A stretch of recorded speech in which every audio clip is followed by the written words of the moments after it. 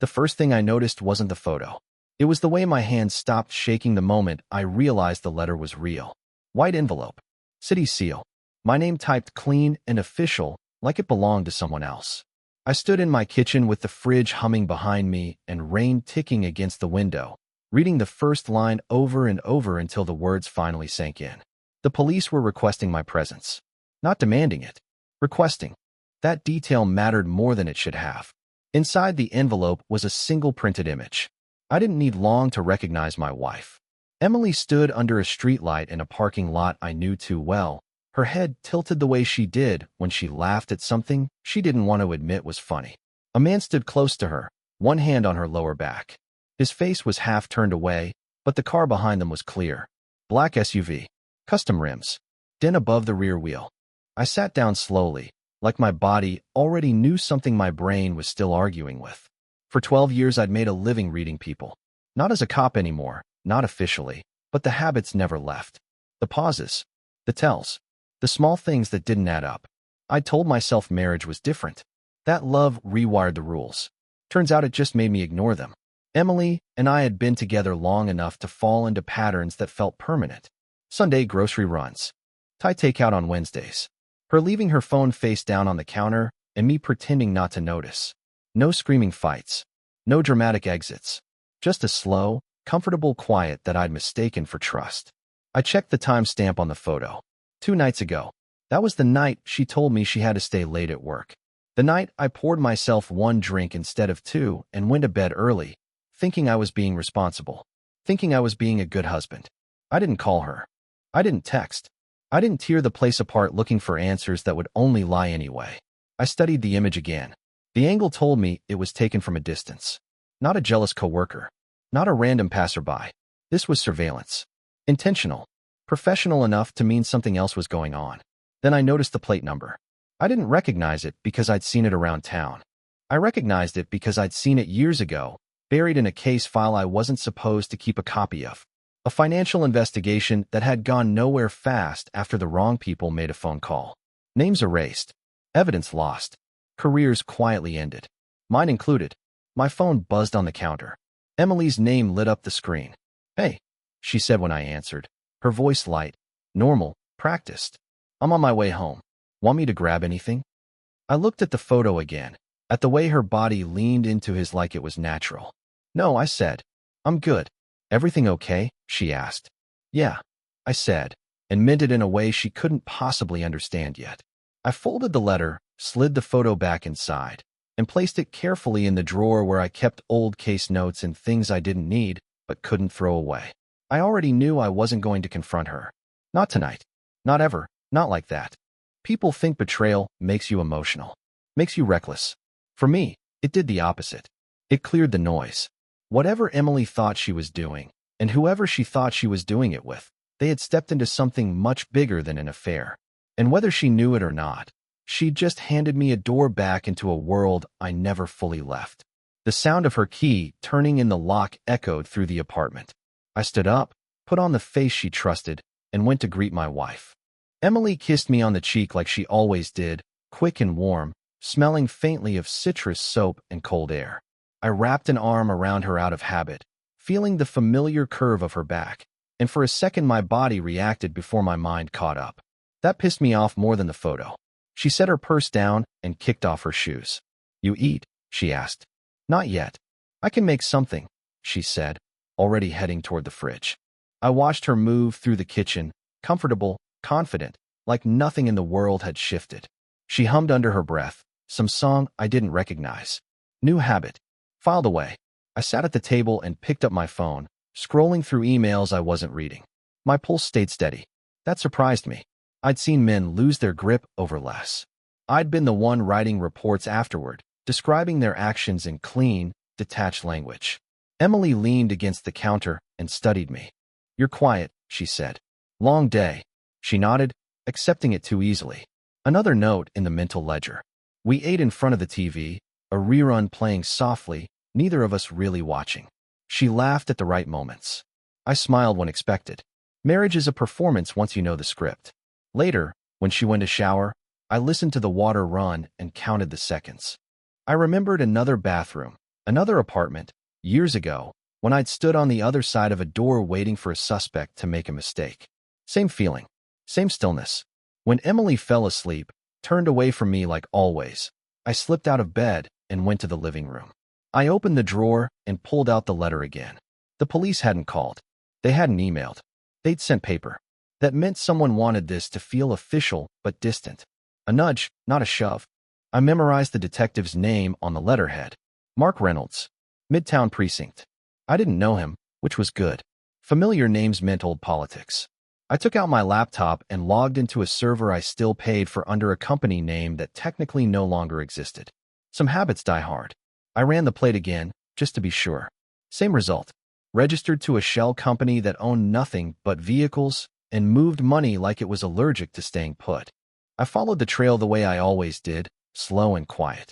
Emily's name didn't show up. Not directly, but 2 degrees out it did. A consulting firm she'd never mentioned. A side contract that paid too well for too little. She worked in marketing, or at least that's what I told people when they asked. The shower shut off. I closed everything and went back to bed. The next morning, she kissed me goodbye and told me she'd be late again. I watched her leave from the window, the black SUV from the photo not in sight. I didn't expect it to be. I waited an hour, then grabbed my coat and headed out. The precinct smelled the same as always. Coffee, old paper, stale air. Reynolds was younger than I expected, mid-30s, clean haircut, eyes that hadn't learned to lie yet. He shook my hand and thanked me for coming in like I was doing him a favor. He slid the photo across the table. "Recognize anyone?" he asked. "My wife," I said. He watched my face closely. I let him see just enough. Confusion. Hurt. Not anger. "We're looking into the man she was with," he said. "This image came up during a larger investigation. Am I a suspect?" I asked. "No," he said quickly. "At least, we don't think so." Think. Another detail that mattered. I left the precinct with a polite nod and no more answers than I'd walked in with, which was exactly what they wanted. What they didn't know was that they'd already given me everything I needed. Because now I knew 2 things for sure. Emily was lying to me, and she wasn't doing it alone. I didn't follow Emily that day. That would have been too obvious, too emotional.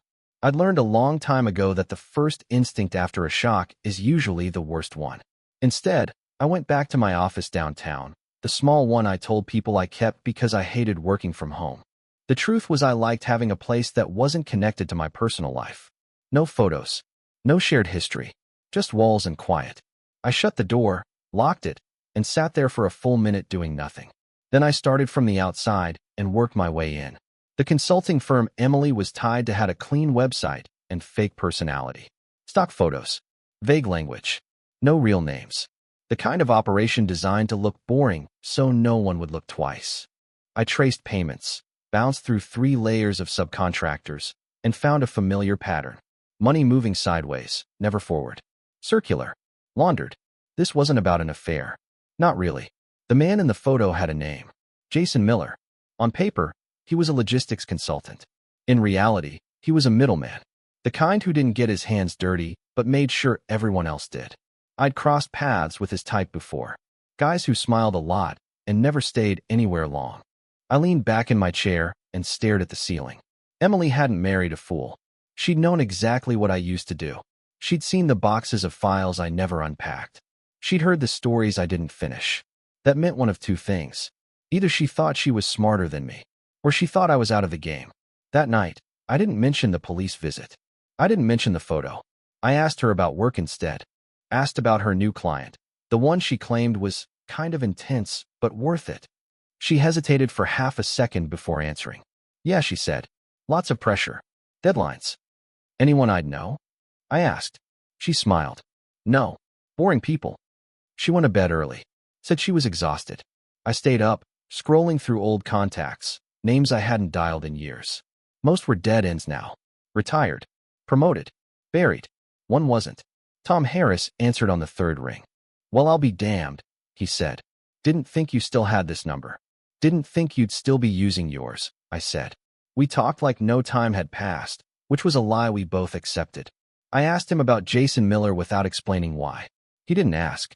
"That guy," Tom said. "He's a ghost. Pops up near anything messy, disappears before it breaks." "Police watching him?" I asked. Watching a shadow, Tom said. You know how that goes. I thanked him and hung up. Lying in bed next to Emily, listening to her breathe, I realized something that surprised me. I wasn't angry. I was disappointed. Not just in her. In myself. For believing that the quiet meant safety. For thinking I could build a normal life on top of unfinished business, and it wouldn't come knocking. The next morning, Emily forgot her phone on the kitchen counter. She never forgot her phone. I stood there staring at it, feeling the weight of the line I was about to cross. Once you step over it, there's no pretending anymore. No going back to ignorance. The screen lit up with a message preview before I even touched it. Tonight still good? Same place. I picked up the phone, and I unlocked it on the first try. I didn't scroll right away. That's the mistake people make when they get access to something they shouldn't. They rush. They want the confirmation more than the truth. I held the phone in my hand and listened to the apartment, to the hum of the fridge and the distant sound of traffic, grounding myself before I moved. The message was from Jason. No last name. Just a first name and a black and white profile photo that showed nothing useful. The conversation thread wasn't long, which told me she'd been careful. Or trained. I read it slowly. Short messages. Times. Locations. No affection. No emojis. No obvious romance. If someone had skimmed it, they might have thought it was business. That was the point. I took photos of the screen with my own phone, then put Emily's back exactly where it had been. Same angle. Same distance from the edge. Then I stepped away like I'd never touched it. When she came back from work that evening, she was energized in a way that didn't match her words. Said she was tired. Said she might meet a friend for a drink later. I nodded and told her to have fun. She changed clothes carefully. Too carefully. I watched her in the mirror from the hallway as she fixed her hair. She looked good. She always did. I wondered, not for the first time, when I'd stopped being someone she dressed up for. She left at 7:15. At 7:20, I grabbed my keys. I didn't follow her straight there. I took side streets, doubled back once, parked a block away. The place was a mid-range hotel downtown, the kind used by business travelers and people who didn't want to be noticed. I'd stayed in worse during investigations. I waited in my car and watched the entrance. Emily showed up right on time. Jason arrived 5 minutes later. No kiss. No touching. They walked in together like colleagues. That settled something in my head. This wasn't about desire. This was about purpose. I didn't go inside. Instead, I wrote down the room number from the check-in slip Jason handed over. Old habit. People always underestimate how much you can see if you're patient. I drove home alone. That night, Emily came back late, smelling like hotel soap and someone else's air. She slid into bed quietly, like she didn't want to wake me. I kept my breathing steady and my eyes closed. I thought about confronting her.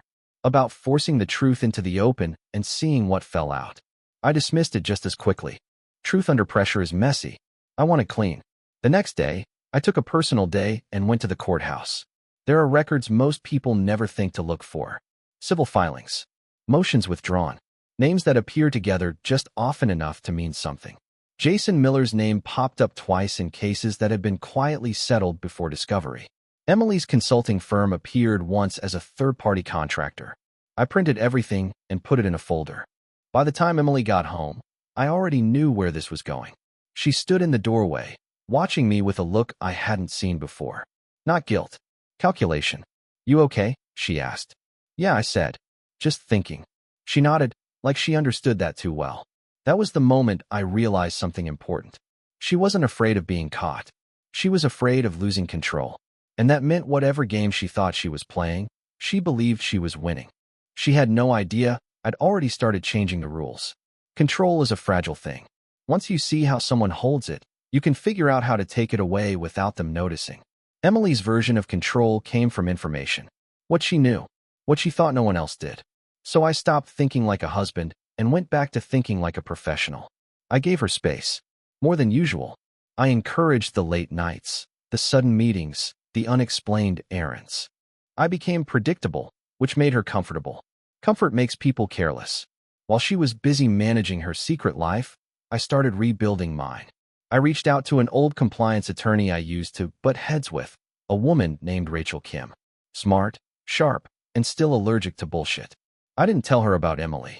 I told her I was consulting on a potential corporate fraud case and needed a second set of eyes. That much was true. Rachel didn't ask who the client was. She just said, "Send me what you have." What I had kept growing. Jason's pattern was clear once you knew how to look. He never initiated. He positioned himself to be approached. He found people with access, pressure, and just enough insecurity to be useful. Emily fit that profile better than I liked admitting. I pulled her financial records next. Joint accounts don't lie, even when people do. Small withdrawals. Cash. Always under the threshold that would trigger a flag. Spread out. Disciplined. Someone had coached her. One night, while she showered, her phone buzzed again. This time, it wasn't Jason. It was an unknown number, no name attached. "Police are circling. We need to tighten things up." I memorized the number and deleted the message. That was a line crossed by someone who thought they were untouchable. I forwarded the number to Tom Harris. "Any idea who this is?" I asked. He replied an hour later. "Yeah, that's not small time. You sure you want to be in this?" I stared at the message longer than I should have. One had nothing to do with it anymore. A few days later, Emily told me she was going out of town for a conference. She'd never mentioned it before. No itinerary. No hotel name.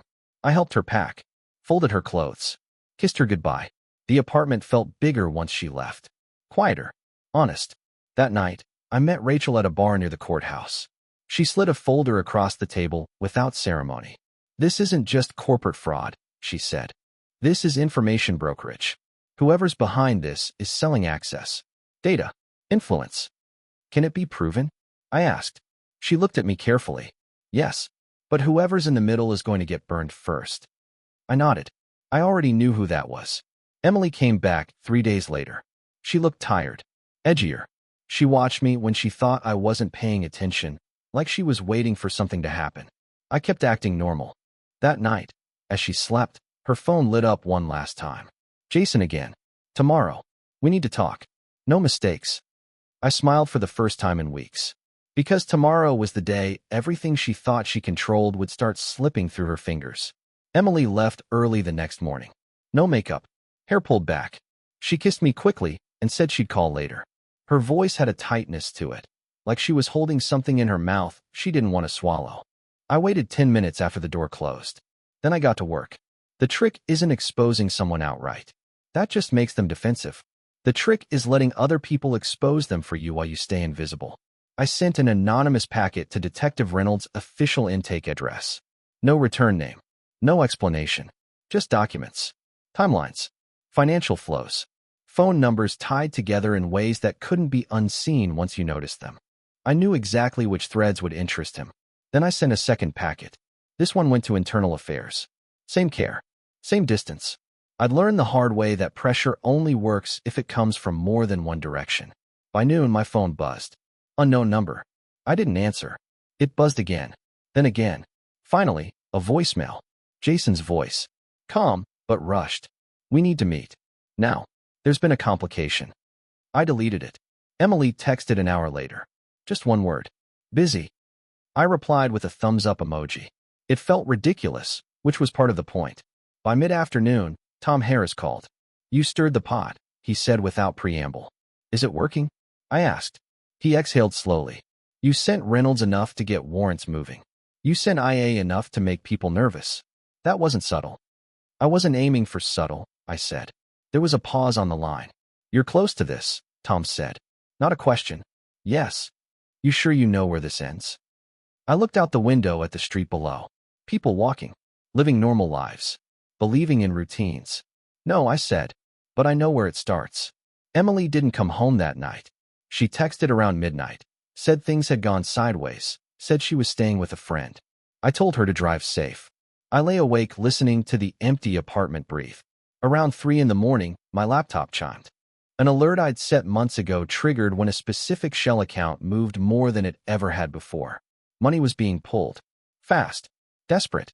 People only run when they know they're being watched. The next morning, the news broke quietly. A short article buried halfway down a local site. Federal authorities had executed warrants related to an ongoing corruption probe. No names. No details. Emily came home just after noon. She stood in the doorway, eyes red, jaw tight, like someone bracing for impact. "We need to talk," she said.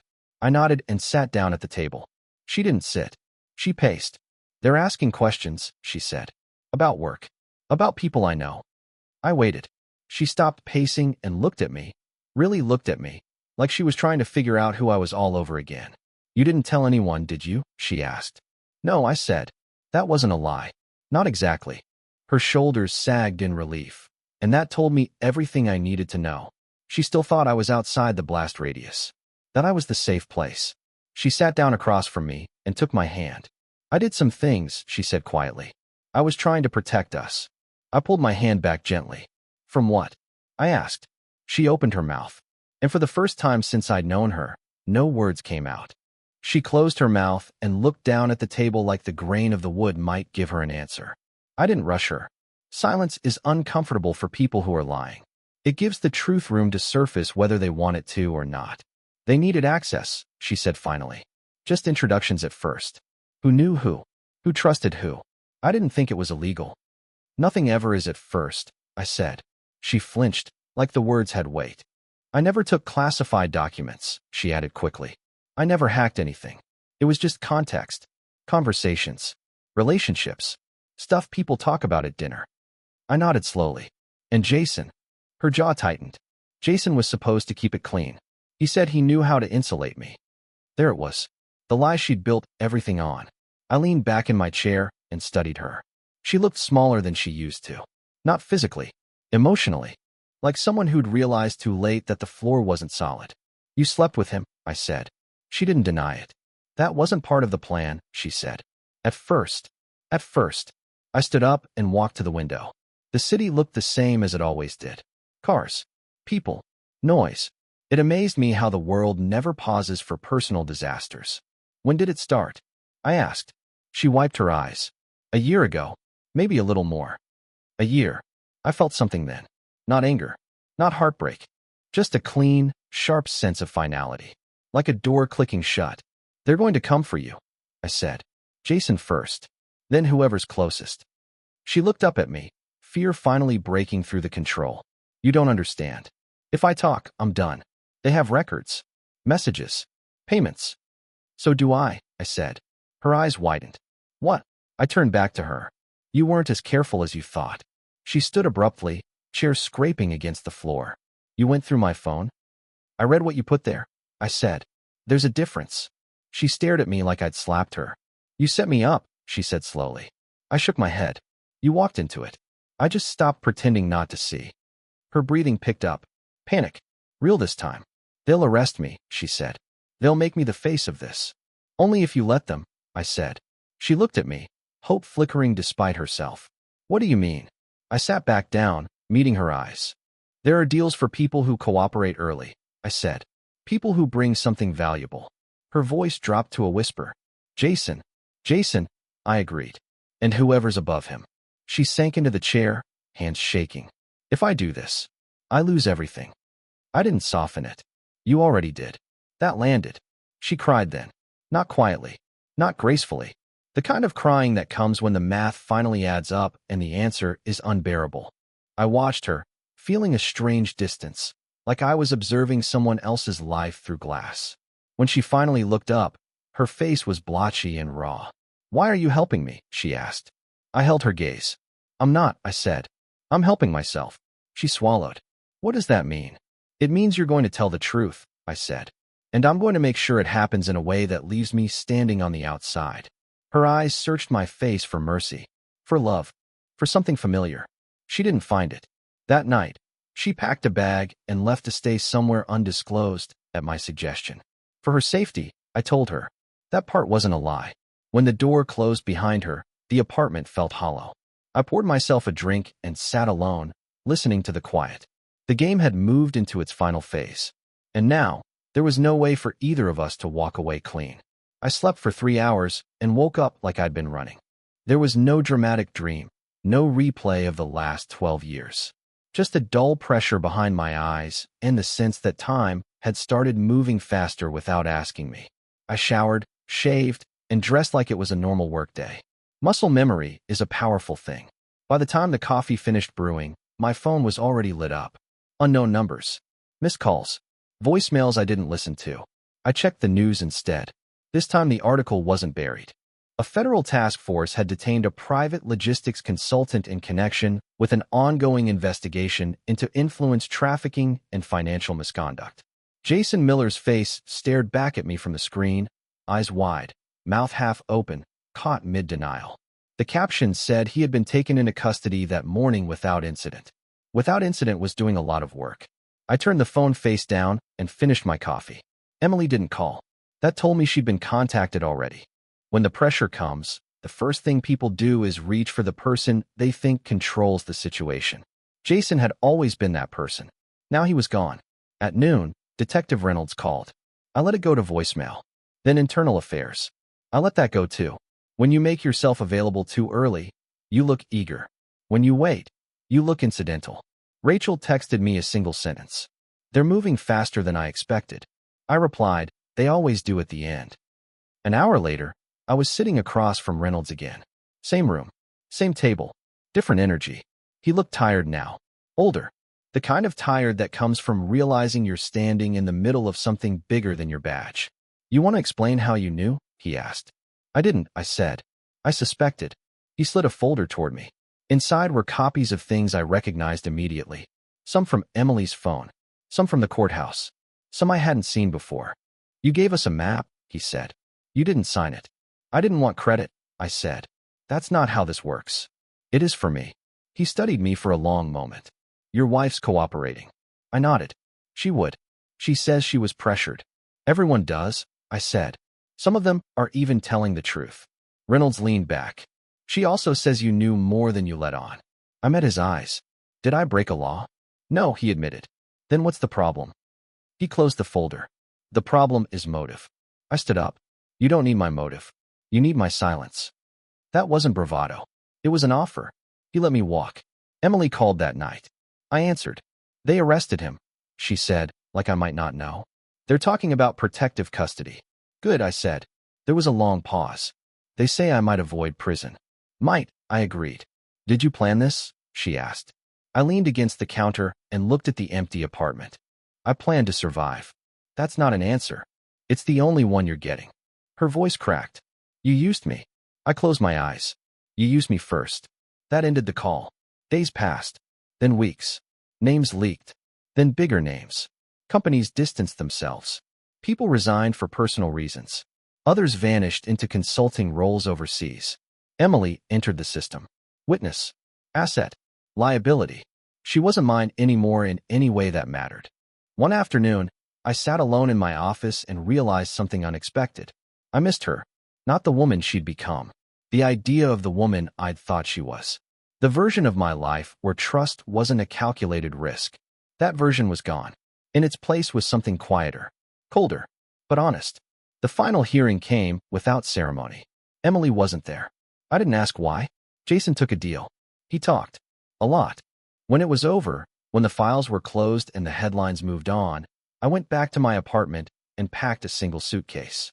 I left the keys on the counter. Some stories don't end with revenge or forgiveness. They end with distance. And sometimes, that's the only clean ending left. I thought that would be the end of it. That once I put physical space between myself and everything that had happened, the rest would fade into something manageable. That's what people tell you about leaving. New city, new routine, clean slate. It's bullshit. I rented a furnished apartment 3 states away under my own name because I wasn't running.